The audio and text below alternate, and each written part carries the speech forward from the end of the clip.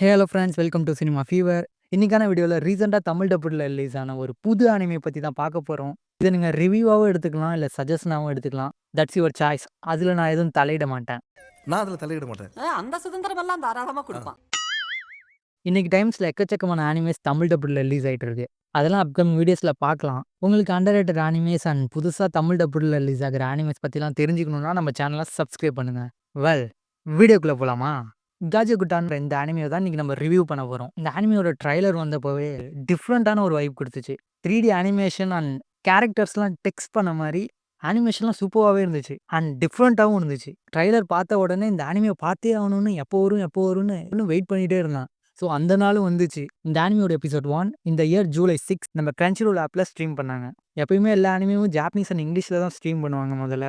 ஆனால் இந்த anime release ஆகிறப்ப தமிழ் டப்புல ரிலீஸ் ஆச்சு. Most of the animes release ஆகிறப்ப ஜாப்பனீஸில் ரிலீஸ் ஆகி ஒரு 2-3 நாள் கழிச்சு தான் தமிழ் டப்புல ரிலீஸ் ஆகும். ஆனால் இந்த அனிமே டோட்டலாக ஆப்போசிட். ரிலீஸ் ஆகிறப்பே தமிழ் டப்பிங்கில் ரிலீஸ் ஆச்சு. இந்த வீடியோவில் ஸ்பாய்லர்ஸ் இருக்கான்னு கேட்டிங்கன்னா கண்டிப்பாக இருக்குது. ஸ்பாய்லர்ஸ் இருக்குதான், அதுக்காக வீடியோ பார்க்காம போயிடாதீங்க. வியூஸ் வேணும். இந்த அனிமையோட எபிசோட் 1 பார்க்க ஸ்டார்ட் பண்ணேன். எப்போ ஸ்டார்ட் ஆச்சு, எப்போ முடிஞ்சிச்சுன்னே தெரில.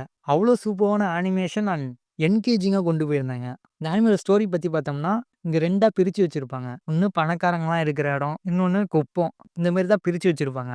இதில் இங்கே பணக்காரங்க இருக்கிற இடத்துல ஏதாச்சும் தப்பு நடந்துச்சுன்னா இந்த குப்பத்து ஆளுங்க தான் அதுக்கு காரணமாக இருக்காங்கன்னு சொல்லி வந்து பிடிச்சிட்டு போயிடுவாங்க. எப்படிப்பட்ட அந்த குப்பத்தில் தான் நம்ம அனிமையோட ஹீரோ இருக்கான். ரூடோங்கிற ஒரு சின்ன பையன். இவன் ஒரு ட்ராஷ் ரைடராக இருக்கான். ட்ராஷ் ரைடர்னா என்னன்னா, இந்த பணக்காரங்க இருக்கிற இடத்துல இருக்க குப்பையை திருடிட்டு வந்து அதை சரி பண்ணி இங்கே விற்றுருவான். இந்த அனிமையோட எபிசோட் 1லயே அந்த சீன் தான் காட்டியிருப்பாங்க. நம்மளால மேலேருந்து ஒரு பொம்மையை திருடிட்டு வந்துடுவான். அதை சரி பண்ணி அவனோட கேர்ள் ஃப்ரெண்டுக்கு கொடுப்பான். அப்போ அவள் சொல்லுவா, நீ ஏன் இந்த மாதிரிலாம் பண்ணுற, அவங்க எல்லாரும் ஒன்றா தான் தேடிட்டு இருக்காங்க அப்படின்னு சொல்லிட்டு இருக்கப்ப அந்த பொம்மையை பார்த்துருவா. அந்த பொம்மையை பார்த்து அழகா இருக்கு அப்படின்னு சொல்லுவா. உடனே ரூடோ, நான் இதை உனக்காக தான் எடுத்துகிட்டு வந்தேன் அப்படின்னு சொல்லுவான். இப்போ அவளும் அந்த பொம்மையை வாங்கிட்டு அங்கேருந்து போயிடுவா. இப்போ அவள் பொம்மையை வாங்கிட்டா அப்படிங்கிறத சொல்கிறதுக்காக அவன் வீட்டுக்கு ஓடி போகிறான். அவங்க அப்பாட்ட சொல்கிறதுக்காக. அவனுக்கு அப்பா கிடையாது, அவனை இன்னொருத்தவர் வளர்த்துட்டு இருப்பாரு. அவங்க அப்பா வந்து ஒரு கொலைகாரன். இவன் ஒரு கொலைகாரனோட பையனாக இருக்கிறதுனால அந்த குப்பத்தில் இருக்கிற எல்லாரும் அவனை வந்து ஒதுக்கி வச்சிருப்பாங்க. எப்படின்னா நருட்டோ மாரி தான். அந்த லீஃப் வில்லேஜில் எப்படி அவனை எல்லாரும் ஒதுக்கி வச்சிருந்தாங்களோ அதே மாதிரி தான் இவன். இவன் அப்பா ஒரு கொலைகாரன் அப்படிங்கிறதுக்காக இவனை ஒதுக்கி வச்சிருப்பாங்க. அதுவும் இல்லாமல் அவனோட 2 கையிலையும் காயம் இருக்கும். அதை அவன் க்ளவுஸ் போட்டு மறைச்சி வச்சிருப்பான். அதனால சில பேர் அவனை வந்து ஒதுக்கி வச்சிருப்பாங்க. பொம்மையை வாங்கிட்டா அப்படிங்கிறத சொல்றதுக்காக வீட்டுக்கு போயிட்டு இருப்பான். அங்கே போய் பார்க்குறப்ப அவனோட ஸ்டெப் ஃபாதரை ஒரு மாஸ்க் போட்ட ஆளு கொன்று இருப்பான். நமக்குன்னு இருந்த ஒருத்தவரும் இப்படி போயிட்டாரேன்னு யோசிச்சுட்டு அந்த மாஸ்க் மேனை பிடிக்க ட்ரை பண்ணுவான். ஆனால் அவன் அங்கேருந்து எஸ்கேப் ஆகி ஓடிடுவான். இப்போ அவனோட அந்த ஸ்டெப் ஃபாதர் அவன் பார்த்துக்கிட்டு இருக்கப்ப மேலே இருக்கிற அந்த ஆஃபீஸர்ஸ்லாம் வந்துருவாங்க. இப்போ பார்த்த உடனே இவன் தான் அந்த கொலையை பண்ணிட்டான் அப்படின்னு சொல்லி அவனை வந்து பிடிச்சிட்டு போயிடுவாங்க. அந்த குப்பத்து மக்களும் அவனுக்கு அகேன்ஸ்டாக தான் இருப்பாங்க. ஏன்னா இவன் ஒரு கொலைகாரனோட பையன், இவனும் ஒரு கொலைகாரனாக தான் இருப்பான் அப்படின்னு யாருமே அவனுக்கு சப்போர்ட் பண்ண மாட்டாங்க.